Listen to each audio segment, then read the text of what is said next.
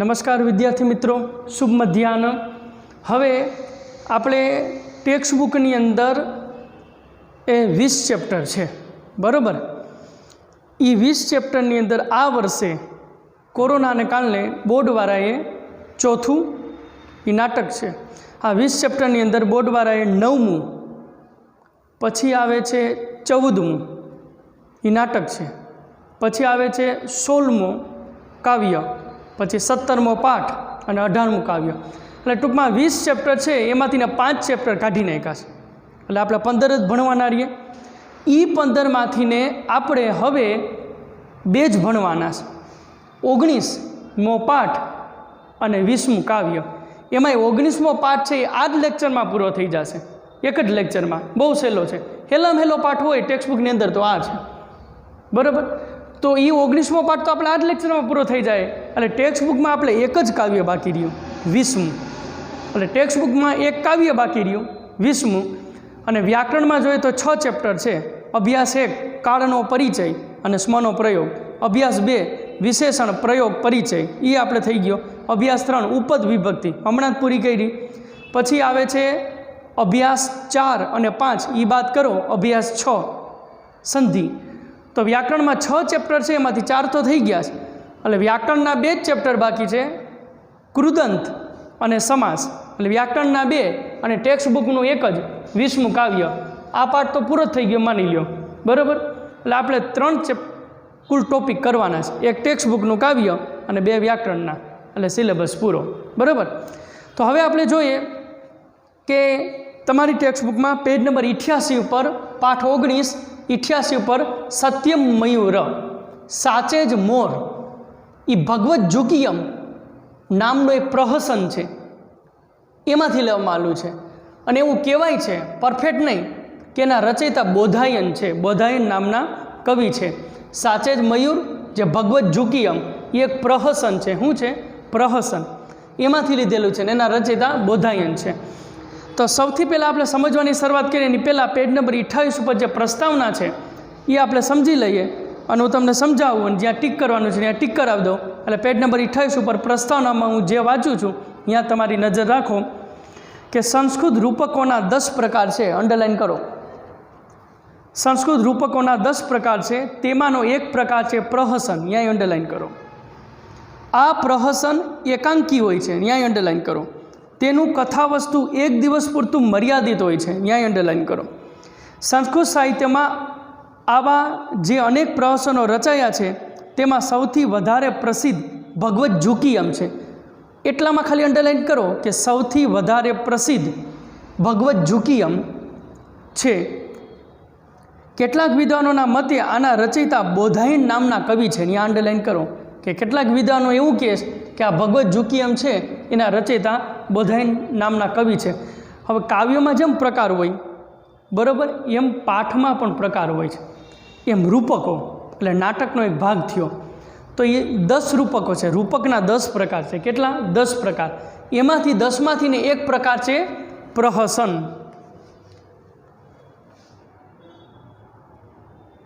रूपक, बराबर, एना 10 प्रकार होय। केटला प्रकार होय? 10। ये 10 मांथी ने एक प्रकार है प्रहसन। तमने एम पूछे कि आनो सत्यम मयूर एनो साहित्य प्रकार, सॉरी भगवत जुकियम एनो साहित्य प्रकार कयो? तो प्रहसन कहेवुं, बराबर।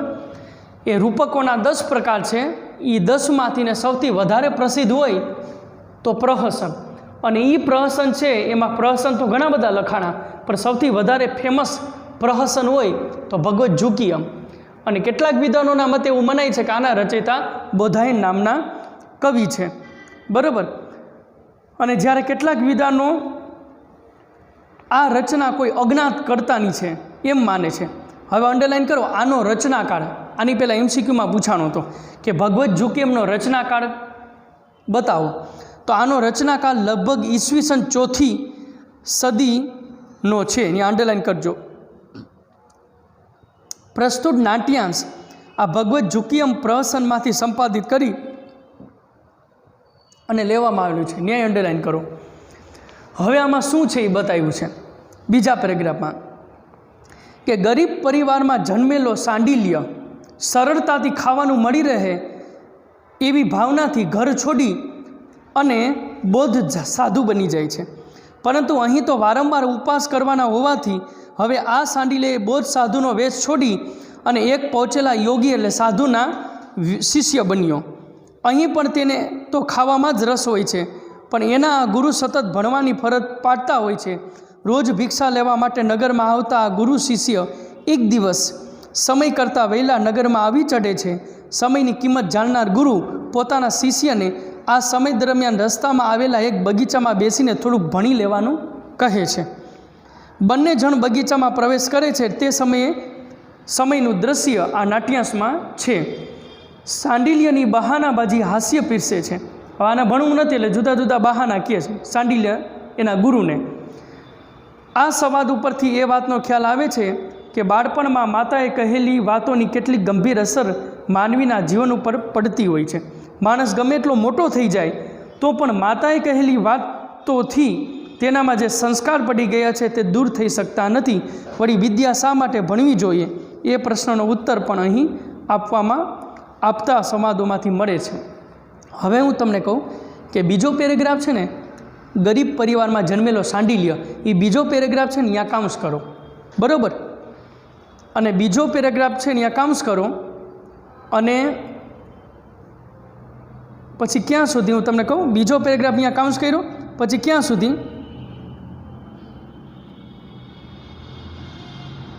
માનવના જીવન ઉપર પડતી હોય છે ત્યાં સુધી કાઉન્સ પૂરો કરો। તમને સાંડિલ્યની ટુકડોને પૂછાય કે સાંડિલ્યનું પાત્રાલેખન કરો તો બેઠે બેઠે આ કોપી મારજો, 2 માર્ક્સ મળી જાય।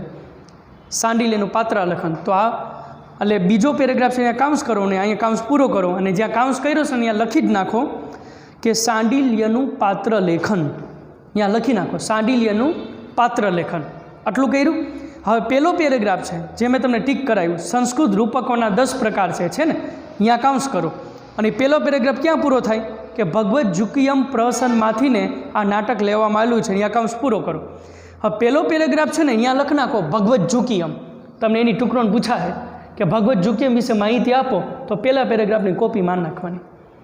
અને સાંડિલ્યનું પાત્રાલેખન પૂછાય તો હમણાં મેં ટીક કરાવ્યું એ બીજા પેરેગ્રાફની કોપી માર નાખવાની, એટલે 2 માર્ક્સ રોકડા। હવે આપણે સમજીએ, બરાબર? હવે મિત્રો અહીંયા 2 વસ્તુ બતાવેલી છે, એક વિદ્યાનું મહત્ત્વ બતાવેલું છે, બરાબર?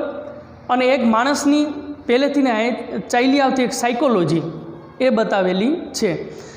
તો અહીં સાંડિલ્ય નામનો એક પાત્ર છે। હવે આ સાંડિલ્ય એવો હોય છે કે એને ભણવામાં જરા કંઈ રસ નથી, ભણવાને એને 36નો આંકડો છે, હવે ભણવું નથી।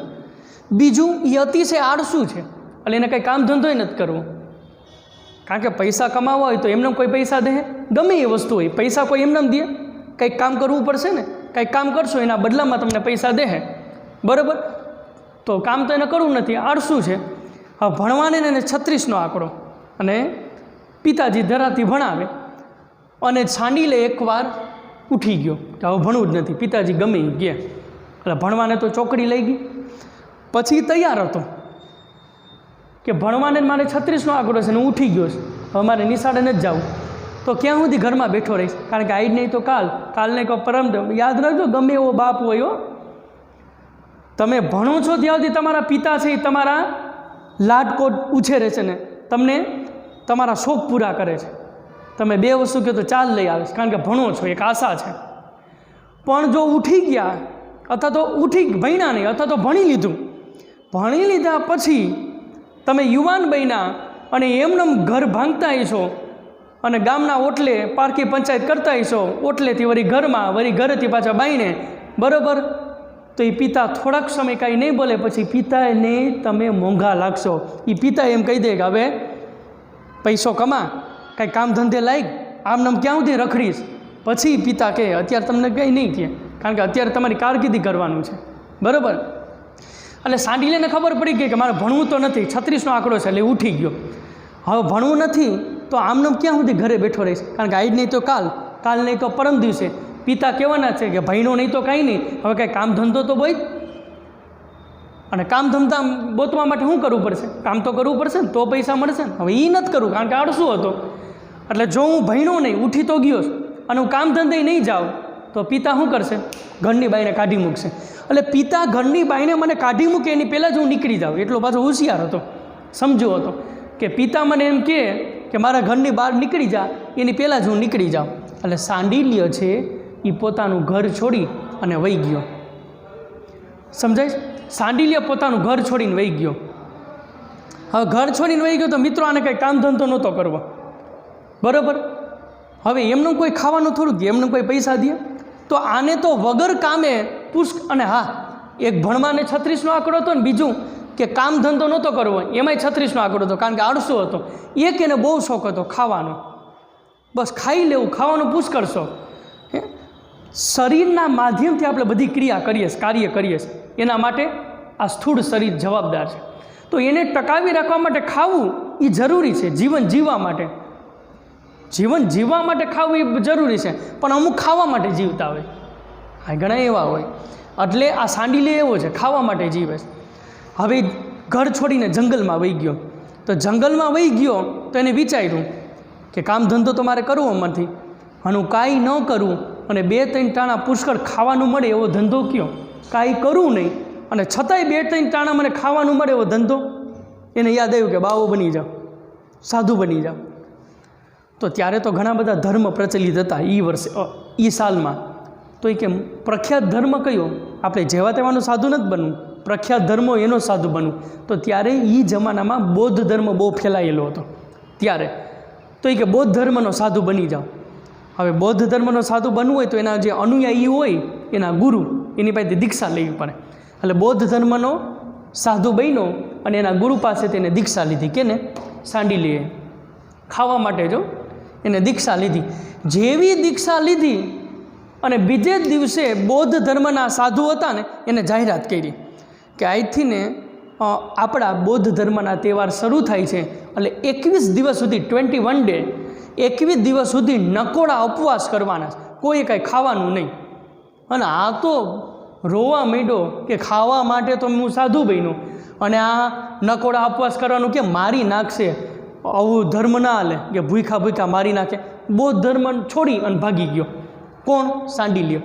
પછી એક જંગલમાં પહોંચેલા કોઈક એક યોગી હતા, પરિવ્રાજક. પરિવ્રાજક એટલે સંન્યાસી. સંન્યાસી કેને કહેવાય? ઘણા બધા નિયમ હોય કે ભગવા વસ્ત્ર પહેરેલા હોય, માથે મુંડન હોય અને હાથમાં માળા હોય, એને આપણે સંન્યાસી કહીએ. સંન્યાસીને સાધુમાં ફેર. સંન્યાસી એને કહેવાય કે તમામ પ્રકારના સંસારના સંબંધો છોડી અને ભગવાન પાસે આવ્યો હોય. બીજું કે માની લો કે એને લગ્ન કરેલા વખતે એની પત્નીની મંજૂરી લેવી પડે કે હું સંન્યાસ બનું. પહેલાં તેને લાયક ગુરુ ધારણ કરવા પડે. લાયક ગુરુ ધારણ કર્યા પછી એ ગુરુને કહેવું પડે કે મને દીક્ષા આપો અને સંન્યાસ બનાવવા દો. તો એ ગુરુ એમને દીક્ષા ના આપે.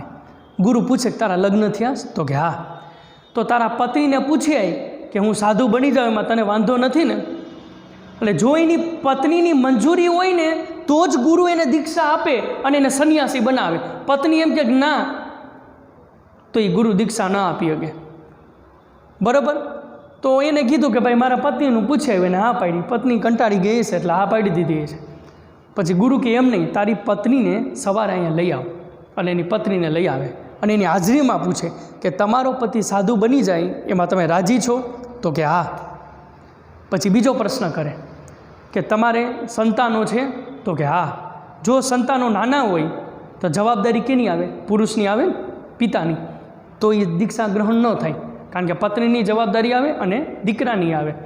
તો કે સંતાનો નાના છે? તો કે ના, મોટા થઈ ગયા.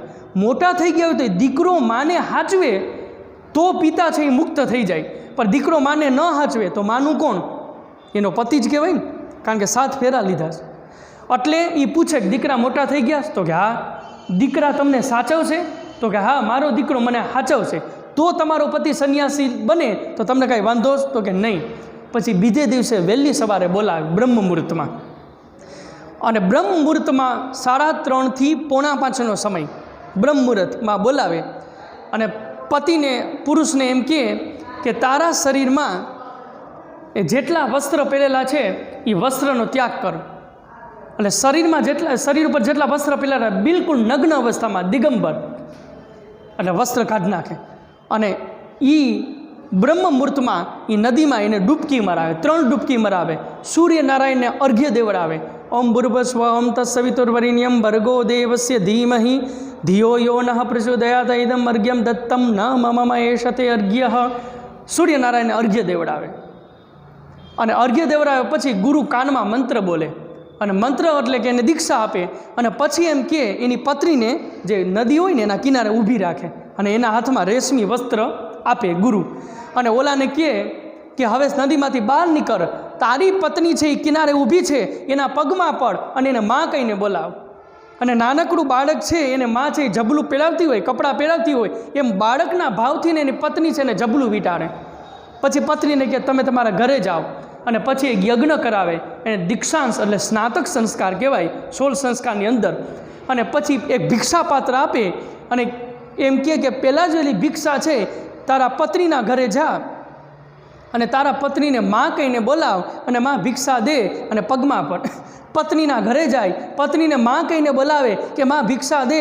નાનકડું બાળક ભૂખ્યું થયું હોય અને માને જોઈને ખાવાનું માગતું હોય અને માં છે એ બાળકનો પ્રેમ માની અને જે બાળકને જમવાનું દેતી હોય એવી રીતે પુત્ર પ્રેમથી એને ભિક્ષા પીરસવાની. સંન્યાસી બહુ અઘરું છે બનવું. એ ભગવા વસ્ત્ર પહેરી લીધા એટલે સંન્યાસી નથી થવું. આ તો મેં તમને ટૂંકમાં કીધું. બીજું, સંન્યાસીને પરિવ્રાજક શું કામ કહેવાય કે નિયમ છે કે 10 દિવસ 15 દિવસ સંન્યાસી છે એ 10 કે 15 દિવસ જ એક જગ્યાએ રહી શકે, વધારે જગ્યાએ રહી શકે નહીં. ઓ રૂલ્સ છે, નિયમ છે. આપણાથી ઉલટું હોય, આપને કોઈક જગ્યાએ ગમી જાય તો આપણે વધારે રહીએ. તમે જો આપણે વેકેશન હોય, તમે વેકેશનમાં આટો દેવા ગયા હોય, બધા કહેતા હોય કે અહીંયા આવેલ તો પછી માન ખાતર જવું પડે, નકર તો દુઃખ લાગે ને. પણ 2 દી અહીંયા રખાવો, 2 દી અહીંયા રખાવો, પણ જ્યાં વધારે મજા આવશે ત્યાં ધામો નાખશો ને, મામાને ઘરે તરત જ ધામો નાખશો. બોલો મામોય કહે કે હવે જા ભાઈ વહેલી બસ ક્યાંય કઈ છે તને મૂકી આવું. સમજાય છે? તો જ્યાં તમને વધારે મજા આવતી હોય ત્યાં આપણે વધારે રોકાવું ને. સંન્યાસીને ઉલટું કે પરિવારજક શું કામ કીધા કે કોઈ આશ્રમ છે એ બાંધીને એ રહેતા હોય તો 10 દિવસ કે 15 દિવસ થયા એને જરા કે એવું લાગે કે આશ્રમમાં બહુ મજા આવે છે, બીજે જ દિવસે નહીં એ જ દિવસે એ આશ્રમનો ત્યાગ કરે. શું કાને કે તમને એમ થાય કે સાહેબ મજા આવે તો એ આશ્રમમાં રહેતા હોય તો એ ન રહે.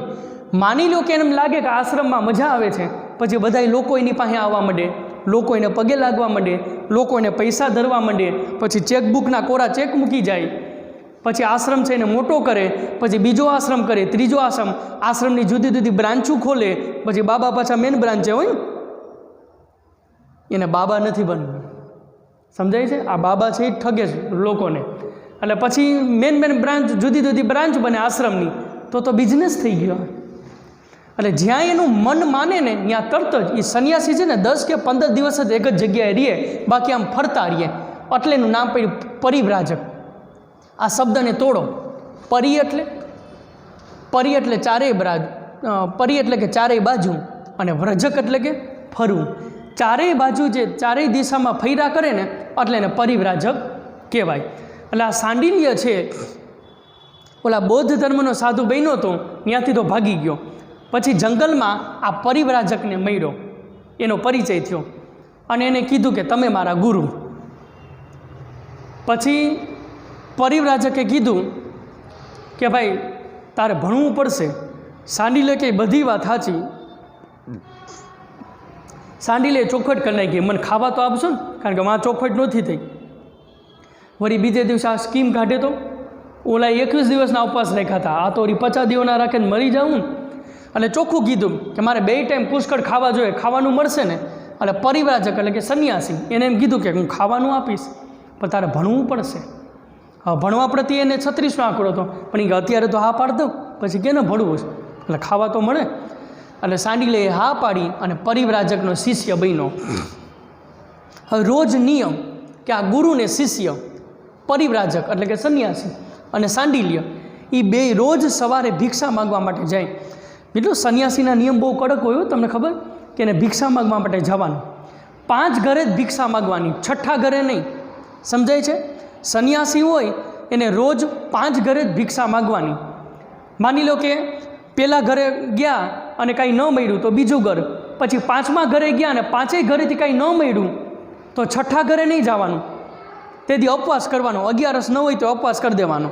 આવા બધા એના કડક નિયમ કે 5 ઘરે જ ભિક્ષા માગવાની. 5 ઘરેથી કાંઈ ન મળ્યું તો 6ઠા ઘરે નહીં જવાનું. પછી બીજું કે ક્યારેક એવું બને ને કે 5 ઘરે ગયા તો પહેલાં ઘરેથી ને પુષ્કળ મળી ગયું, પછી બીજા ઘરેથી મળ્યું, એટલે 2 ઘર ફર્યો ને તો આજનું જમવાનું મળી ગયું, તો બાકી કેટલા લ્યા? 3. તો પછી એમ નહીં વિચારવાનું કે હજી તો 3 ઘર બાકી છે ને, હાલો કાલનું ભેગું કરી નાખીએ. સ્ટોક નહીં કરવાનો. આજનું આજ જ 5 ઘર ફરવાના, એમાંથી 2 ઘરેથી તમને મળી જાય આજનું જમવાનું, તો 3જા ઘરે નહીં જવાનું, બરાબર? અને 5 ઘરેથી કાંઈ ન મળે તો 6ઠા ઘરે નહીં જવાનું, ન મળે તોય, બરાબર? આવા નિયમ હતા. એટલે આ સાંડિલ્ય અને પરિવ્રાજક દરરોજ સવારે રોજ ભિક્ષા માગવા માટે જાય, બરાબર? અને ભિક્ષા માગીને પોતાના આશ્રમમાં આવે. હવે એક દિવસ એવું હતું કે ભિક્ષા વહેલી મળી ગઈ છે, કારણ કે 5 ઘર ફર્યા હોય દરરોજ, એને બદલે 1 કે 2 ઘર ફર્યા ત્યાં જ ભિક્ષા મળી ગઈ છે, આજનું જમવાનું થઈ ગયું હોય છે, અને 3 ઘર બાકી રહ્યા તો એટલો સમય વધ્યો ને. તો આજે ગુરુ ને શિષ્ય એ 2 વહેલા હતા આમ આશ્રમમાં જવા માટે. આશ્રમમાંથી નહીં ભિક્ષા માગવા જતા હતા તો એ વહેલા આવતા રહ્યા, કારણ કે 2 ઘરેથી જ ભિક્ષા મળી ગઈ તો 3 ઘર બચ્યા ને. એટલે વહેલા આવતા રહ્યા ને એટલે રસ્તામાં એક બગીચો આવે છે. એટલે બગીચો આગળ સાંડિલ્ય હતો અને પાછળ પરિવ્રાજક હતા. એટલે બગીચો જોઈને સાંડિલ્યને મન થયું બગીચામાં જવાનું, અને એના ગુરુને પૂછે છે, ત્યાંથી આ પાઠની શરૂઆત થાય છે. પેજ નંબર 88, હાથમાં પેન્સિલ, જે સંસ્કૃત શબ્દ બોલું, લીટી બોલું, ત્યાં તમારી નજર હોવી જોઈએ, બરાબર? હવે જો પાઠ 19મો, સત્યમ મયુર સાચે જ મોર ભગવત ઝુકિયમ. એ એક રૂપક છે.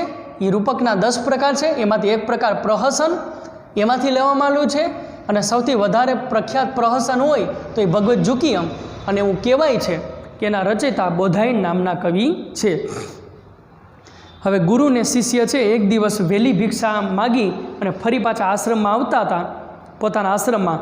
તો વચારે એક બગીચો આવ્યો અને આગળ સાંડિલ્ય હતો ને પાછળ એના ગુરુ. એટલે બગીચાને જોઈ અને સાંડિલ્ય છે એ અટકી ગયો, કારણ કે બગીચામાં જવું હોય તો ગુરુની આજ્ઞા તો લેવી પડે ને. એટલે અટકી ગયો અને ગુરુને પૂછે, ત્યાંથી આ પાઠની શરૂઆત થઈ છે. હવે ટેક્સ્ટ બુકમાં જો હું જે શબ્દ બોલું, જે લીટી બોલું, ત્યાં તમારું ધ્યાન હોવું જોઈએ, બરાબર? સાંડિલ્ય ગુરુને પૂછે છે, ભો ભગવાન, હે ભગવાન. ભગવાન એટલે કે પરિવ્રાજક, સંન્યાસી. પછી પરિવ્રાજક કયો તમે, ગુરુ કયો કે સંન્યાસી કયો, એ બધું હરખું. સાંડિલ્ય, કારણ કે બગીચો આવ્યો ને તો સાંડિલ્યને બગીચામાં જવાની ઈચ્છા થઈ, પણ ગુરુની રજા વગર તો ડાયરેક્ટ બગીચામાં પ્રવેશ ન કરે. એટલે ગુરુને એમ પૂછવું હતું કે દરરોજ કરતાં આજે આપણે વહેલા છીએ તો આ બગીચો જોવો છે, મને બગીચો જોવાની ઈચ્છા થઈ છે, તો આપણે બગીચામાં જઈએ, એની આજ્ઞા તો લેવી પડે. એટલે સાંડિલ્ય છે એ પૂછે છે, ભો ભગવાન, હે ભગવાન, ઇદમ ઉદ્યાન. આ માંથી ઉ છૂટો પાડો, આ માંથી ને ઉ છૂટો પડશે. ઉદ્યાન એટલે કે લખો બગીચો, ઉદ્યાન એટલે બગીચો. શું પૂછે છે એના ગુરુને કે ભો ભગવાન ઇદમ ઉદ્યાન, હે ભગવાન ઇદમ ઉદ્યાન, આ બગીચો છે. એટલે આગળ સાંડિલ્ય હતો અને પાછળ એના ગુરુ હતા. તો સાંડિલ્ય આમ હાલતો હતો તો અહીંયા બગીચો આવ્યો એટલે અટકી ગયો, અને ગુરુને આમ પાછળ ફરીને જોવે અને પૂછે કે ભગવાન આ બગીચો છે. પરિવ્રાજક અગ્રત પ્રવેશ હતું. ગુરુએ શું કીધું કે ભાઈ દરરોજ કરતાં આજે આપણે વહેલા છીએ અને તારે બગીચો જોવો હોય તો આગળ પ્રવેશ કરી, આપણે જોઈ આવીએ, પછી આશ્રમમાં જાય. ઓમે અહીં તો આપણે વહેલા છીએ, મોડું નથી. એટલે પરિવ્રાજકે આ પાડી કે અગ્રત પ્રવેશ હતું, કારણ કે આગળ સાંડિલ્ય હતો અને પાછળ ગુરુ હતા. સાંડિલ્યને બગીચો જોવાનું મન થયું એટલે સાંડિલ્યએ પ્રશ્ન કર્યો કે આ બગીચો છે. એટલે ગુરુએ શું કીધું કે કંઈ વાંધો નહીં, આગળ પ્રવેશ કરી, તારે બગીચો જોવો છે તો આગળ પ્રવેશ કરી, મારી આ છે. તો પછી સાંડિલ્યએ આગળ જવું જોઈએ ને, કારણ કે આગળ સાંડિલ્ય હતો અને પાછળ ગુરુ હતા, પણ એમ નથી કરતો. પરિવ્રાજક અગ્રત પ્રવેશ હતું, આગળ પ્રવેશ કરો. સાંડિલ્ય ભગવાન એવ પુરત પ્રવેશ હતું. સાંડિલ્ય શું કહે છે કે ભગવાન તમે જ પહેલાં પ્રવેશ કરો. હવે મિત્રો પહેલાં સાંડિલ્ય હતો અને પાછળ ગુરુ હતા, અને બગીચો આવ્યો એટલે સાંડીલે અટકી ગયો, કારણ કે એને બગીચામાં જવું હતું, પણ પરમિશન તો માગવી પડે, રજા તો માગવી પડે. એટલે ગુરુને પૂછ્યું કે ગુરુ, કારણ કે ગુરુ એના પાછળ હતા, એટલે પૂછ્યું ગુરુ આ બગીચો છે. એટલે ગુરુએ શું કીધું, આગળ પ્રવેશ કર, તારે બગીચો જોવો હોય તો મારી ના નથી, આગળ પ્રવેશ કર. એટલે ગુરુએ હા પાડી. તો ગુરુએ હા પાડી તો આગળ સાંડીલી હતો ને, તો પહેલાં સાંડીલીએ જવું પડે ને બગીચામાં, પછી ગુરુ આવે. પણ સાંડીલી આમ હટી ગયો કે એમ નહીં, તમે પહેલાં પ્રવેશ કરો, કારણ કે પાછળ ગુરુ હતા. એટલે સાંડીલી આમ હટી ગયો ને એમ કીધું કે તમે પહેલાં પ્રવેશ કરો. એટલે આપને એમ હોય કે ગુરુને માન આપે છે, કે ગુરુ પ્રત્યે કેટલું માન છે, એને માન આપે છે. હવે ગુરુને માન નથી આપતો, એને હલવાડે છે. જોજો હમણાં સાંડિલ્ય ભગવાન એવ પુરત પ્રવિશતો, ભગવાન જ આગળ પ્રવેશ કરો, તમે જ પહેલાં આગળ પ્રવેશ કરો. અહમ પૃષ્ઠત પ્રવિશ્યામી, હું પાછળથી પ્રવેશ કરીશ. હવે આગળ સાંડિલ્ય હતો, પાછળ ગુરુ હતા. બગીચો આવ્યો ને એને જોવો તો, એટલે ગુરુ સામે જોઈને કહે કે આ બગીચો છે. એટલે ગુરુએ કીધું તાર જોવો છે તો આગળ પ્રવેશ કર. તો એને આગળ પ્રવેશ કરવું જોઈએ ને, પણ આમ હટી ગયો કે નહીં, તમે પહેલાં પ્રવેશ કરો, હું પાછળથી પ્રવેશ કરીશ.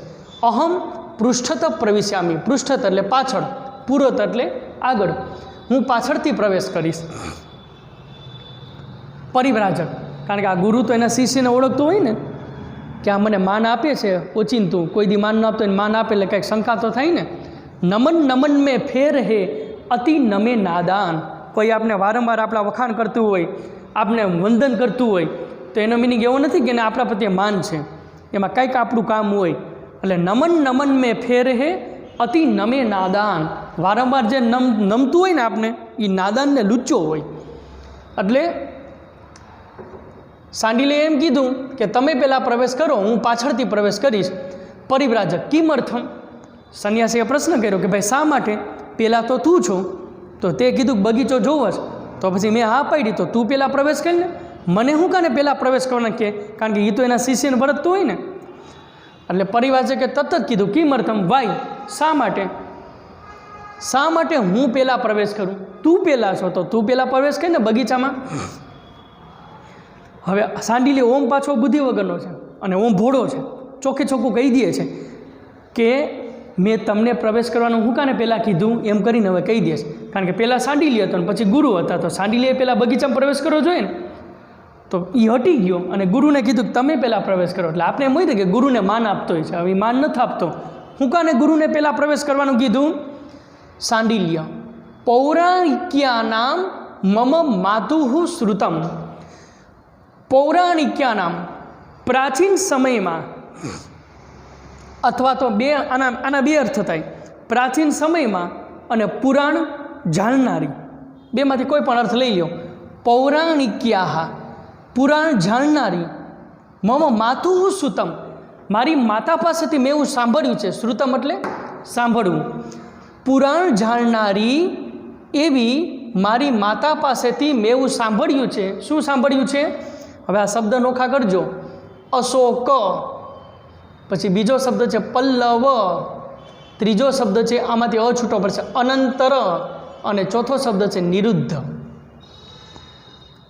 પુરાણ જાણનારી મારી માતા પાસેથી મેં એવું સાંભળ્યું છે કે અશોક પલ્લવ, અશોક વૃક્ષની, પલ્લવ એટલે ડાળી, અશોક વૃક્ષની જે ડાળી છે એની અનંતરમ, અનંતરમ એટલે પાછળ, અશોક વૃક્ષની જે ડાળી છે એની પાછળ નિરુદ્ધો વ્યાઘ્રહ પ્રતિવસતી, એક વાઘ છે એ નિરુદ્ધ એટલે છુપાયેલો છે. એટલે સાંડિલે એમ કહે છે કે મેં બગીચામાં પહેલાં જવાની એટલા માટે ના પાડી અને તમને પહેલાં જવાનું એટલા માટે કીધું કે મારી માતા પાસેથી મેં એવું સાંભળ્યું છે કે આ બગીચામાં અશોક વૃક્ષ છે, એની ડાળીની પાછળ એક વાઘ નિરુદ્ધમ પ્રતિવસતી, એક વાઘ છે એ છુપાયેલો છે. તતઃ, તેથી ને ભગવાન એવો પુરત પ્રવેશ હતું, એથી ને હે ભગવાન તમે પહેલાં પ્રવેશ કરો. સમજા? ગુરુને કહેશ, ગુરુએ કીધું ને કે તું પહેલાં છો તો તું પહેલાં જા ને, મને હું કાને પહેલાં જવાનું કહેશ. એટલે ચોખ્ખે ચોખ્ખું બોલી ગયો કે પુરાણ જાણનારી એવી મારી માતા પાસેથી મેં એવું સાંભળ્યું છે કે આ બગીચામાં અશોક વૃક્ષ છે, એની પાછળ, એની ડાળીની પાછળ એક વાઘ છે, એટલે તમે પહેલાં પ્રવેશ કરો. એટલે જોખમ લઈએ તો પહેલાં કઈને જોખમ લઈએ? ગુરુને, અને પોતાને ભાગવાનો સ્કોપ રહે ને, બરાબર. તતઃ ત્યાર પછી ભગવાન એવ પુરત પ્રવિશતું, એટલે તમે પહેલાં પ્રવેશ કરો. અહમ પૃષ્ઠત પ્રવિશ્યામી, હું પાછળથી પ્રવેશ કરી. હવે મિત્રો, હકીકતમાં આ બગીચામાં કોઈ એવું વાઘ રહેતું નહીં. અશોક વૃક્ષ હતું બગીચામાં, પણ એની પાછળ કોઈ વાઘ રહેતું નહીં. તો આના મગજમાં કેમ એવું રહી ગયું? મેં પ્રસ્તાવનામાં છેલ્લે એવું ટીક કરાવ્યું, છેલ્લા પેરેગ્રાફમાં, કે માણસ ગમે એટલો મોટો થઈ જાય પણ નાનપણમાં માતાએ જે કીધેલી વાતો છે ને એ હજી એની મગજમાં હોય છે ને જતી નથી, ગમે એટલો મોટો થઈ જાય તો. Psychology, this is the human psychology. ઘણીવાર એવું બનતું હોય કે નાનકડું બાળક રમતું હોય અને બાળકને ટેવ હોય કે એકવાર એ જ્યાં ગયો હોય ને એને ફોલાવીને તમે લઈ લો ને તો વાંધો ના આવે, પણ એકવાર ગયો હોય ને તમે ખીજાઈને એમ કહો કે બેસી જાય, જાતો નહીં હો, એ ધરારથી જાય. જો બાળક એને એવી ટેવ હોય, એકવાર તમે બેહાડી દીધું ને ખીજાઈને, પછી તમારું ધ્યાન નહીં હોય ને એમ છાનું મુનો જાહે, અને જાહે ને પછી ઈશારો કરશે કે હવે અહીંયા ભૂગી ગયો, તેવડો તો પાછું હોય. આમાં કોણ કોને રમાની ખબર ન પડતી. આમાં ઘણીવાર એવું હોય, બાળક અત્યારના બહુ સ્માર્ટ થઈ ગયા છે, એટલે બાળકને જ્યાં જવું હોય ત્યાં જ જાય. હવે માં રસોઈ કરતી હોય, કેટલી વાર માં દોડે એની પાસે, અને કેટલી વાર કે એની પાસે બેહાડે, બાળક પાસે બેસે, એ માની લો કે એક રૂમમાં જતો હોય હરવાનો, માં રસોડામાં રસોઈ કરતી હોય અને ઓલાને રૂમમાં જવું હોય, અને રૂમમાં જતો હોય તો માં ખીજાઈને પાછી લઈ આવશે, વરી રૂમમાં જાય, પછી માં શું કહે, જાતો નહીં હોય એ રૂમમાં ભૂત થાય છે, અથવા તો બાવું થાય, આપણે એવું કહેતા હોય બાળકને કે અહીંયા જાતો નહીં, અહીંયા ભૂત થાય છે. પછી બાળકના મગજમાં વારંવાર એવું ઠોસાડવામાં આવે કે અહીંયા ભૂત થાય, ભૂત થાય, ભૂત થાય, એટલે એના મગજમાં બેસી જાય છે. પછી ઘણીવાર એવું બનતું હોય, જો આપણે એ રૂમમાં કામ હોય ને આપણે જતો હોય ને આપણે આમ ના પાડે કે ત્યાં જતો ને ભૂત થાય. હવે આપણા શબ્દ આપને કહે પાછો ત્યાં ભૂત થાય. હકીકતમાં કોઈ ભૂત કે કોઈ બાવો થતું નથી, પણ this is a human psychology. આ બાળકની મેન્ટાલિટી છે, એને એકવાર મગજમાં બેસાડી દો એટલે ખબર પડશે કે ભૂત એટલે શું, કંઈક ડરી જવું એવું હશે, બરાબર. એટલે એને ભૂત શબ્દ શું છે પહેલાં ખબર જ નથી, પણ વળી એને ડરાવશો ને ખબર પડી જાય કે આને ભૂત કહેવાય.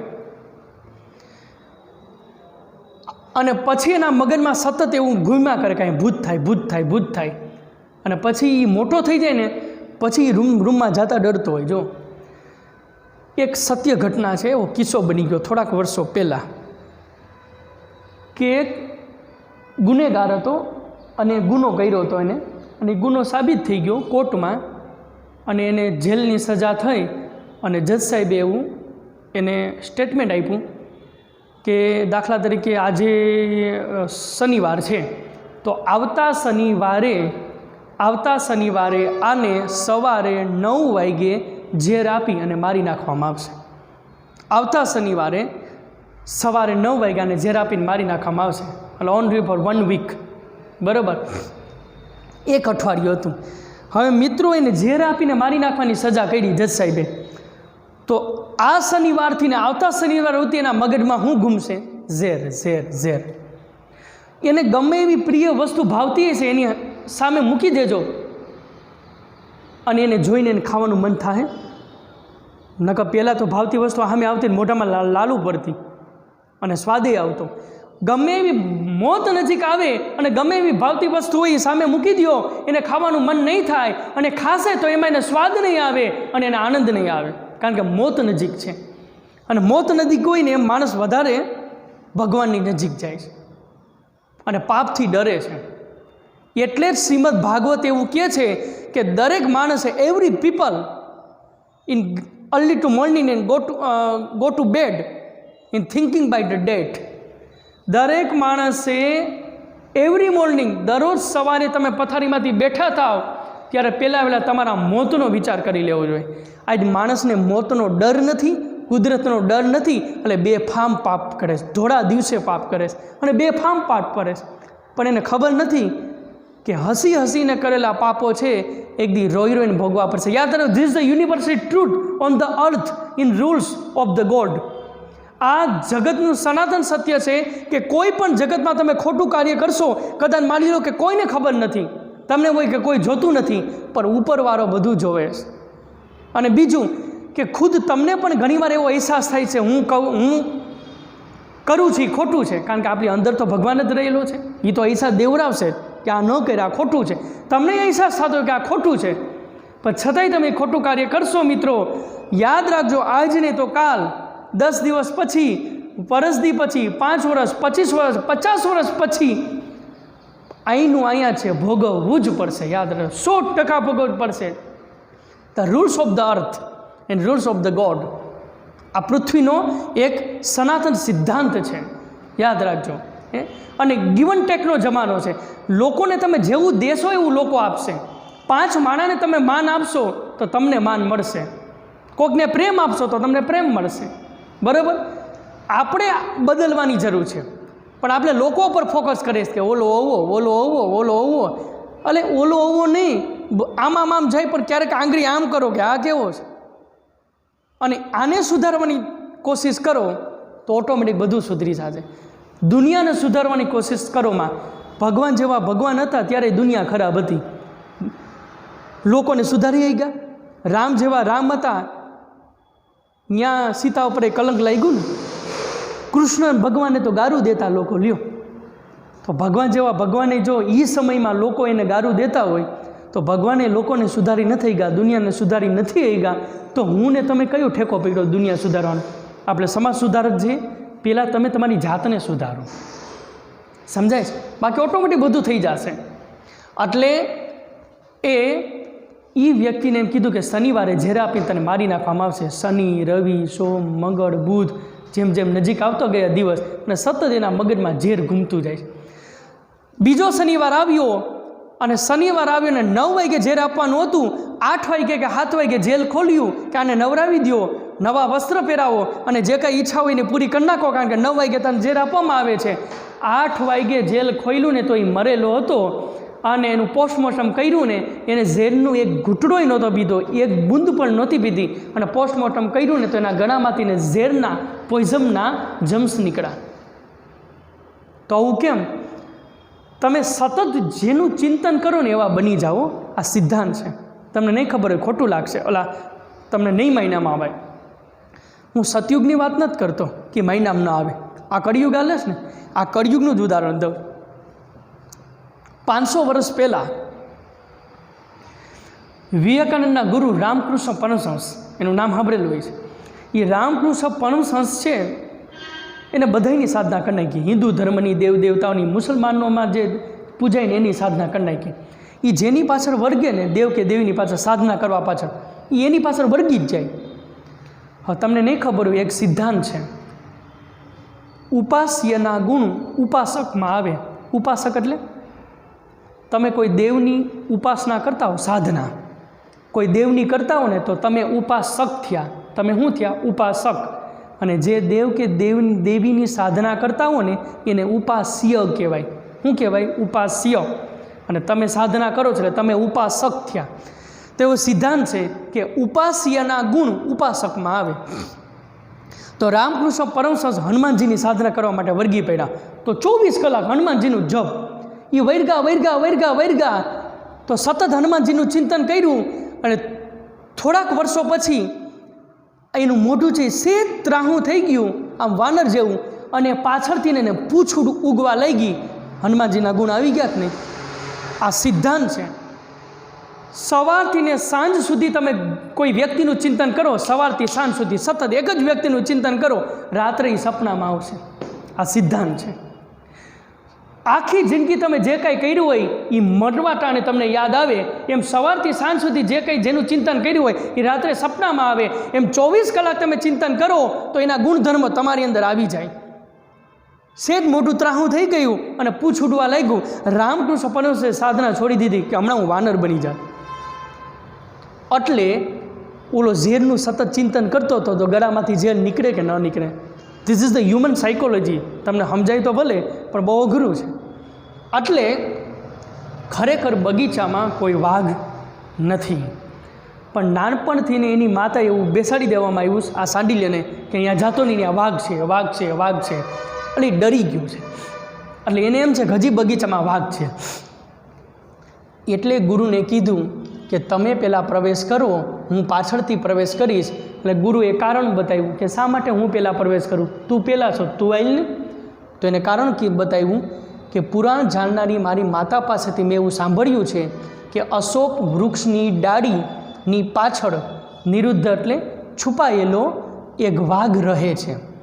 તતઃ તેથીને ભગવાન એવ પુરત પ્રવિશતું, તેથીને હે ભગવાન તમે પહેલાં પ્રવેશ કરો, અહમ પૃષ્ઠત પ્રવિશ્યામી, હું પાછળથી પ્રવેશ કરીશ. હા, પરિવાચકે તો એવું કંઈ મનમાં નહોતું, કાંઈ ભૂત થાય ને ઓલા વાઘ થાય ને, એટલે પરિવાચક કીધું કંઈ વાંધો નહીં, હું પહેલાં પ્રવેશ કરું, મને ક્યાં ડર છે. પરિવ્રાજક બાઢમ, બાઢમ એટલે લખો ભલે ત્યારે, ઇટ્સ ઓકે, નો પ્રોબ્લેમ.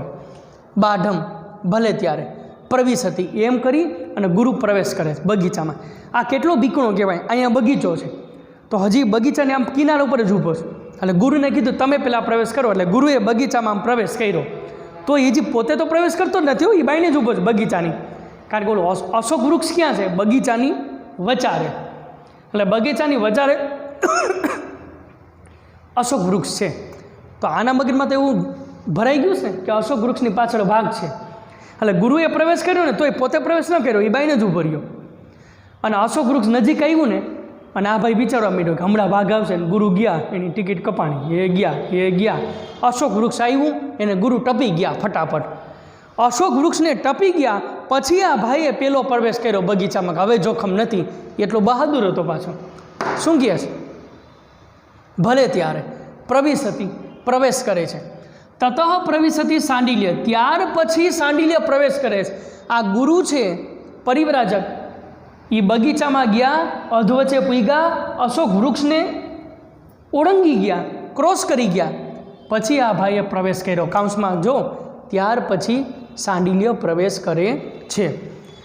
હવે મિત્રો, ગુરુએ અશોક વૃક્ષને ક્રોસ કરી નાખ્યું. જો વાઘ હોય તો એટેક કરે ને, પણ ગુરુ ક્રોસ કરી ગયા એટલે સાબિત થઈ ગયું વાઘ નથી. એટલે આ ભાઈએ પહેલાં પ્રવેશ કર્યો. છતાંય અશોક વૃક્ષ આવ્યું ને એટલે આંખ વીંચી ગયો, કારણ કે ઓચિંતો વાઘ સામે આવે ને એટેક આવી જાય તો, એટલે આંખ વીંચી ગયો. હવે આંખ વીંચી ગયો તો ઘટના એવી બની કે વૃક્ષની ડાળી એ આમ લબડતી હતી. અને વૃક્ષની ડાળી છે ને અહીંયા ભરાણી, વૃક્ષની ડાળી અહીંયા ભરાણી ને આપણા હાલવા જાય તો આમ ખેંચાય ને. અને બીજું મોરે છે ને એનું કાપડ ખેંચ્યું આમ, ત્યારે તો ધોતી પહેરતા, એટલે આમ ધોતી ખેંચ્યું મોરે એની ચાંચે. એટલે આ બાજુથી મોરે ચાંચથી ધોતી ખેંચ્યું, અને ઓલી ડાળી છે અહીંયા ભરાણી. એટલે ભરાણી એટલે કે ભાઈ આમ ખેંચાય, અને આખું તો બંધ હતી. ઓલો અશોક વૃક્ષ પાસે પૂગ્યો ને આખું બંધ કરી નાખી, અને બરાબર ડાળી ભરાણી એટલે આમ ખેંચાણો, અને અહીંયા પગમાં મોરે ચાંચથી ને ધોતી ખેંચ્યું. એને શું લાગ્યું કે વાઘ આવ્યો, અને વાઘે મને પકડી લીધો, અને રાઈડ સાંડિલ્ય અવિહા, અરે હાઈરે વ્યાઘ્રેણ ગૃહિતો અસ્મી, જોરથી ચિલ્લાવા લાગ્યો. અરે વાઘે મને ગૃહિતો એટલે પકડવું, અરે વાઘે મને પકડી લીધો. મામ વ્યાઘ્રત મુખાત મોચયત, મોચયતને છેલ્લે જવા દો. અરે વાઘે મને પકડી લીધો, મામ એટલે કે મને, વ્યાઘ્રત મુખાત મને આ વાઘના મુખમાંથી, મોચયત એટલે છોડાવો. આ વાઘે મને પકડી લીધો, મને આ વાઘના મુખમાંથી છોડાવો. અનાથ ઈવ, અનાથની જેમ, હું કેવો છું? અનાથ છું. અનાથની જેમ વ્યાઘ્રેણ ખાદિતો અસ્મી, આ વાઘે મને પકડી લીધો, આ વાઘના મુખમાંથી મને છોડાવો. અનાથની જેમ આ વાઘ છે એ મને ખાઈ જશે. ઇદમ ખલુ રુધિર કંઠાત પ્રસ્રવતી, ઇદમ એટલે કે આ, ખલુ એટલે ખરેખર, કંઠાત એટલે મારા ગળામાંથી ને પછી આ લઈ લ્યો, રુધિર એટલે લોહી, અને પ્રસ્રવતી એટલે નીકળવા માંડ્યું. જો આડાવડું છે. ઇદમ એટલે કે આ, ખલુ એટલે કે ખરેખર, અરે ખરેખર આ, કંઠાત એટલે મારા ગળામાંથી ને, રુધિર એટલે લોહી, અને પ્રસ્રવતી એટલે નીકળવા માંડ્યું. 4-5 વાક્ય બોલ્યો. અરે આ વાઘે મને પકડી લીધો, પહેલું વાક્ય. મને વાઘના મુખમાંથી બચાવો, બીજું વાક્ય. અનાથની જેમ આ વાઘ મને ખાઈ રહ્યો છે, ત્રીજું વાક્ય. ખરેખર આ મારા ગળામાંથી લોહી નીકળ્યું છે, વાઘે મને પકડી લીધો અને મને વાઘના મુખમાંથી બચાવો. અનાથની જેમ આ વાઘ મને ખાઈ જશે અને મારા ગળામાંથી લોહી નીકળી ગયું છે. હવે લોહીનું એક ટસ્યું નહોતું આવ્યું, અને સની રાઈલ નાખી આમ ચીસું પાડતો હતો. એટલે પરિવ્રાજકે જોયું કે આ હું ગોટા વડે કે વાઘે મને પકડી લીધો, કારણ કે સાંડિલે બોલતો હતો ને ત્યારે આંખ બંધ હતી, આંખ બંધ કરીને બોલતો હતો કે વાઘે મને પકડી લીધો, વાઘના મુખમાંથી મને બચાવો, આ વાઘ મને ખાઈ જશે, મારા ગળામાંથી લોહી નીકળવા માંડ્યું. પરિવ્રાજક તો જોવા મળે કે વાઘ તો દેખાતો નથી, ના હું રાઈલ નાખે છે કે વાઘે મને પકડી લીધો અને ગળામાંથી લોહી નીકળવા માંડ્યામાં લોહીનું ટસ્યું નથી. પછી પરિવ્રાજક બોલે છે શાંડિલ્યમ ન ભેતવ્યમ ન ભેતવ્યમ. હે શાંડિલ્ય, ભેતવ્યમ એટલે લખો ડરવું, અને ન એટલે કે નહીં, ડરીશ નહીં, ડરીશ નહીં. ખરેખર આ મયુર, ખરેખર આ મોર છે. એ સ ખલુ મયુર. હે શાંડિલ્ય, ડરીશ નહીં, ડરીશ નહીં, આંખ ખોલ, ખરેખર આ વાઘ નથી પણ શું છે? મોર છે. તોય ગુરુ આયરે આંખ વીંચીને વાત કરે છે. હજી તો આંખ વીંચીને જ વાત કરે છે. શાંડિલ્ય સત્યમ મયુર, પાઠનું ટાઇટલ, સાચે જ મોર છે. પરિવ્રાજક અથ કિમ, એમાં શું? સત્યમ મયુર, હા સાચે જ મોર છે, હું સાચું બોલું, મોર જ છે, આંખ ખોલ. શાંડિલ્ય યદિ મયુર, જો મોર હોય તો અક્ષિણી એટલે આંખ, ઉદ્ઘાટયામી એટલે ખોલું છું. જો મોર હોય તો જ આંખ ખોલવું, વાઘ હોય તો આંખ નહીં ખોલવું, નકામ એને જોઈને એટક આવી જશે. એટલે જો મોર હોય તો મારી અક્ષિણી એટલે કે લખો આંખ, અને ઉદ્ઘાટયામી એટલે ખોલું છું.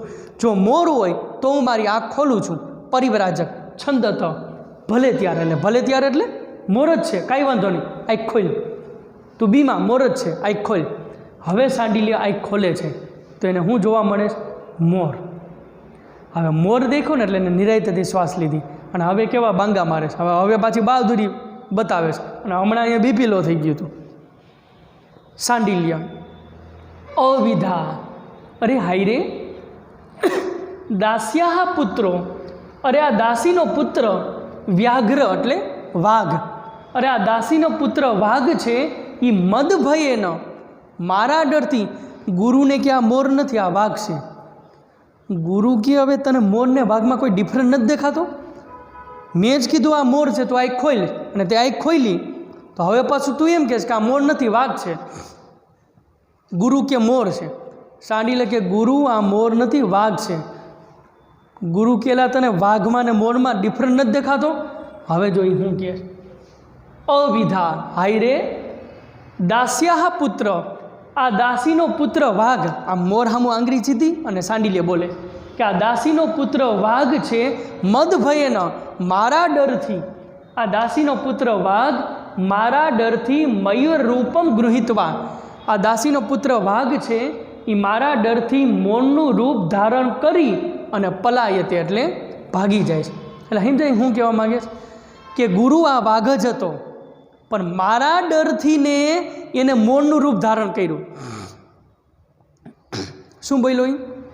કે આ વાઘ જ હતો, પણ મારા ડરથી ને મોરનું રૂપ ધારણ કર્યું ને ભાગી ગયો.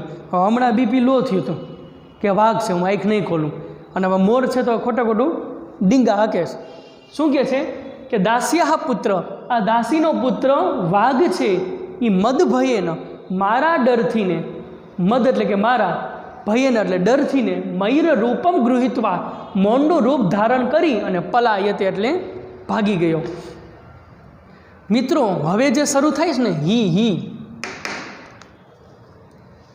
અહીંયા કાઉન્સ કરું, અને ક્યાં સુધી? અહીંયા સુધી, અને ત્યાં લખી નાખો શાંડિલ્યએ કરેલું ઉદ્યાનનું વર્ણન. એ ટૂંકનોંધ પૂછાશે. શાંડિલ્યએ, અહીંયા હું ટૂંકનોંધ લખું છું, લખી નાખો.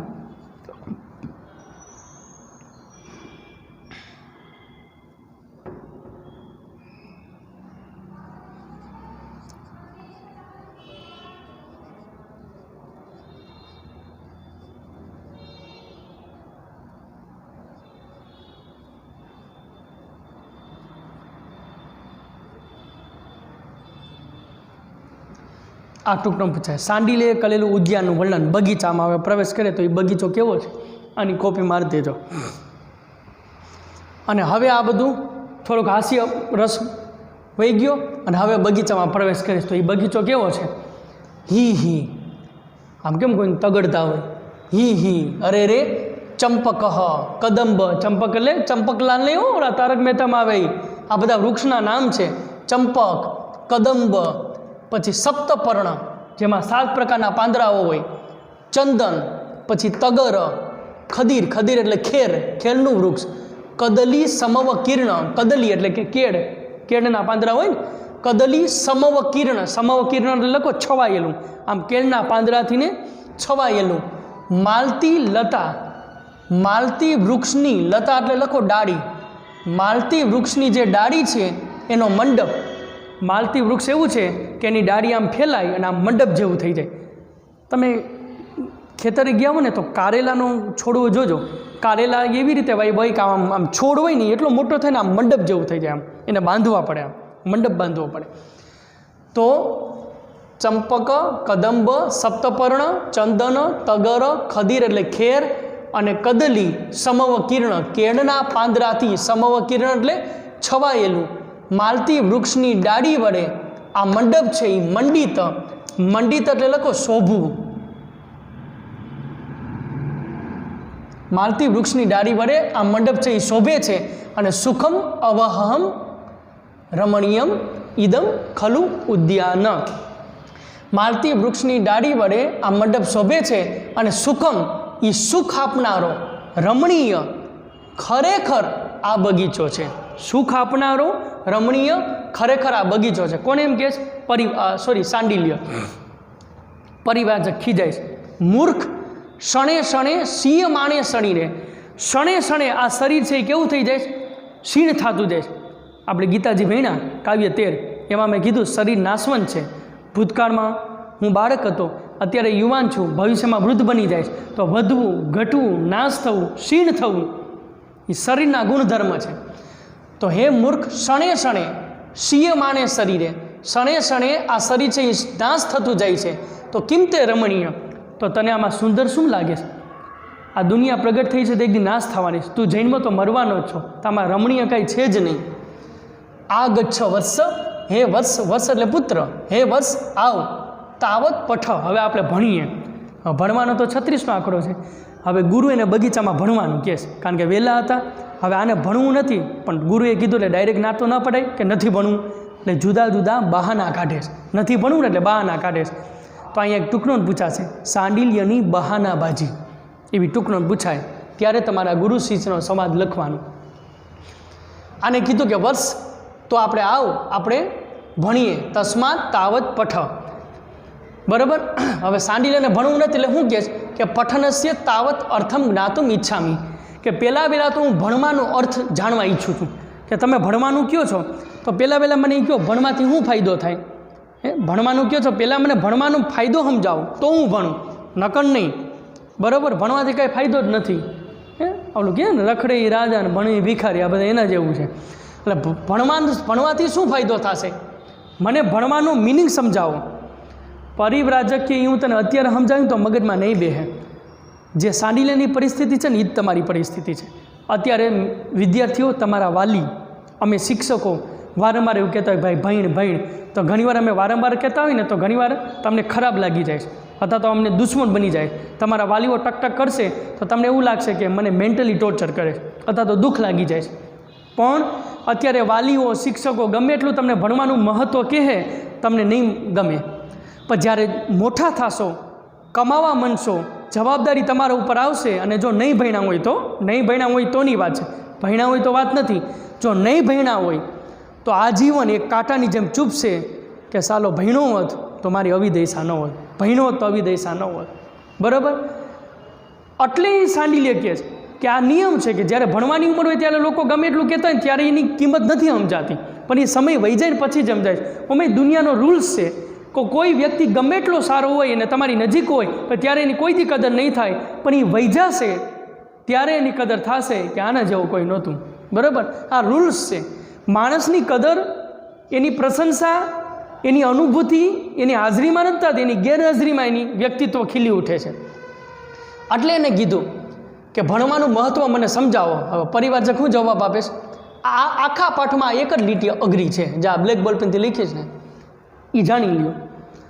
પઠિત પાઠેહી, પાઠ ભણ્યા પછી પણ, અપી એટલે પણ, પઠિત પાઠેહી, પાઠેહી એટલે પાઠ, પાઠ ભણ્યા પછી પણ કાલાંતરમ, આફ્ટર ધ લોંગ ટાઈમ, પાઠ ભણ્યા પછી પણ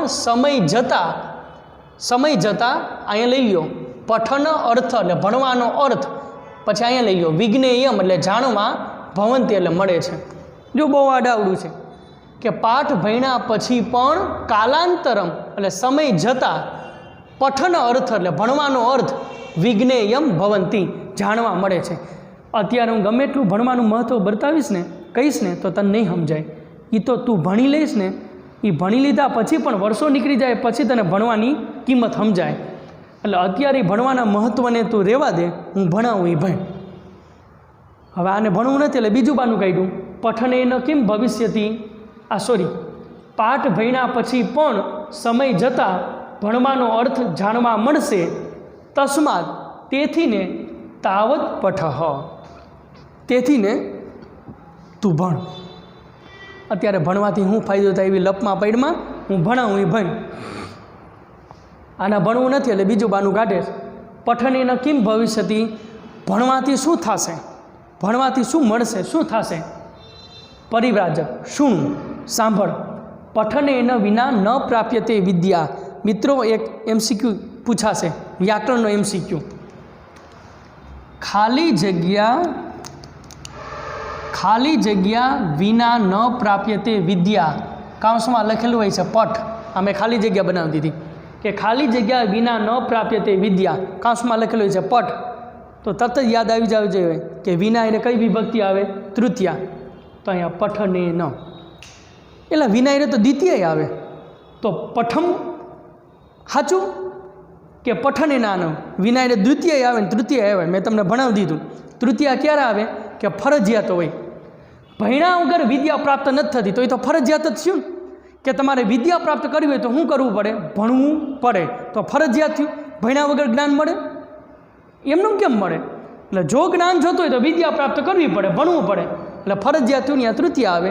પઠને ન વિના ન પ્રાપ્યતે વિદ્યા, ભણ્યા વગર વિદ્યા પ્રાપ્ત થતી નથી. ભણ્યા વગર વિદ્યા પ્રાપ્ત નથી. વિધાઉટ નોલેજ, બરાબર, ભણ્યા વગર વિદ્યા પ્રાપ્ત થતી નથી. હવે વિદ્યાનું મહત્ત્વ દર્શાવે છે.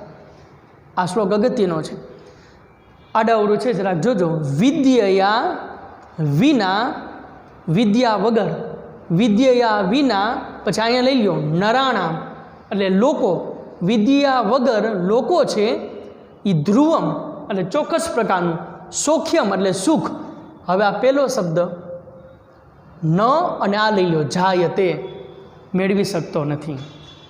વિદ્યા વગર માણસ ચોક્કસ પ્રકારનું સુખ ન જાયતે મેળવી શકતો નથી. એટલે ચોક્કસ પ્રકારનું સુખ એટલે ભણો નહીં તો મરી નથી જવાતું, જીવાય તો છે જ. ગામના ઘણા બધા ખેડૂત છે એ અભણ છે તો એ જીવે છે ને, પણ ચોક્કસ પ્રકારનું સુખ નથી મળતું. ચોક્કસ પ્રકારનું સુખ એટલે તમારા સપનાઓ, તમારી ઈચ્છાઓ કે મારે આ લેવું છે, આ લેવું છે, મારે કાર લેવી છે, બંગલો લેવો છે, મારે તમારા સપનાઓ પૂરા કરવા છે. તો એના માટે પૈસા જોઈએ, પૈસા માટે સારી જોબ જોઈએ, સારી જોબ માટે નોલેજ જોઈએ, અને નોલેજ માટે ભણવું જોઈએ. વાત કે ગાતે અહીંયા જ આવશે બધું. એટલે એને કીધું કે જો નહીં ભણો તો જે તમારે A ગ્રેડની લાઈફસ્ટાઈલ જીવી છે એ નહીં જીવાય, થર્ડ ગ્રેડની જીવાય. એટલે કીધું કે વિદ્યા વગર માણસને ચોક્કસ પ્રકારનું સુખ પ્રાપ્ત થતું નથી. એટલે એટલે ધર્મ અર્થ મોક્ષેભ્ય, એટલે ધર્મ અર્થ, કારણ કે ધર્મને માટે જ્ઞાન તો જરૂરી છે. અર્થ એટલે પૈસા, તમે પૈસા કમાવા જાઓ તો કંઈક આવડે છે તો ઓલો પગાર દે ને, એટલે એ જ્ઞાન. અને મોક્ષ, પોતાના આત્મકલ્યાણ માટે પણ વિદ્યાભ્યાસમ સમાચરેત, વિદ્યાભ્યાસ કરવો જોઈએ. વિદ્યા વગર, ભણ્યા વગર ચોક્કસ પ્રકારનું માણસને સુખ મળતું નથી. એટલે ધર્મ અર્થ અને મોક્ષ માટે પણ વિદ્યાનો અભ્યાસ કરવો જોઈએ. લ્યો, અહીંથી ને મિત્રો આ પાઠ પૂરો થાય, અને બહુ સહેલો પાઠ હતો, બરાબર. એટલે આખે 19મો પાઠ એ ચેપ્ટર પૂરું થઈ ગયું. હવે ટેક્સ્ટ બુકમાં આપણે એક જ ચેપ્ટર બાકી રહ્યું, 20મું કાવ્ય, અને વ્યાકરણમાં 2 ચેપ્ટર બાકી રહ્યા, અભ્યાસ 4 કૃદંત અને અભ્યાસ 5 સમાસ. તો નેક્સ્ટ લેક્ચરમાં આપણે એક ટોપિક વ્યાકરણનો લઈ લેશું, બરાબર. અસ્તુ.